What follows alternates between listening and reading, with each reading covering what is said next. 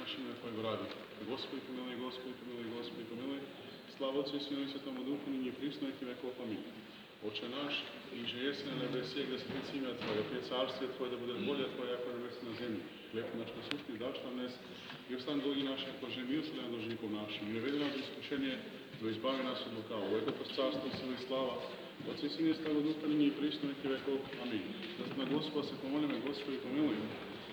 Господи Боже, Создателю и Промислителю на все добро и полезно. Ти, кој си ја создал Ева за помощничка на Адама, велики, не е добро за човекот да е сам, да му створиме помощник на него подобен.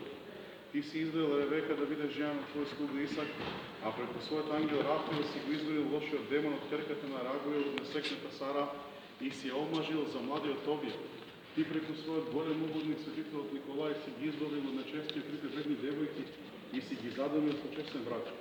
Сам ти, Господи Промислителю, посети ги со Твојата милост Твоите раби, и остани ги сите пречки за нивно задомување. Испрати им ангел пазител, кој ќе го запазува, кој ќе ги запазува од завист на лоши луѓе и во скоро време да им го посочи, да ја посочи нивната сакана невеста или младоженец, да заживеат среќен, брачен живот согласно со Твојата волја.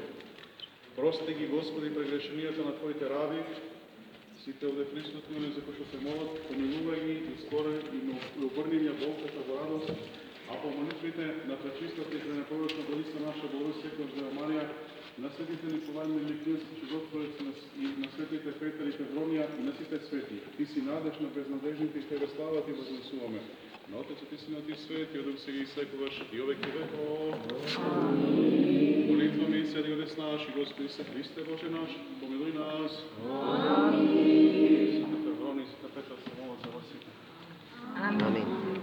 Нека им помагат на тие што се помолихме за них. Нельзя фотографировать, нельзя.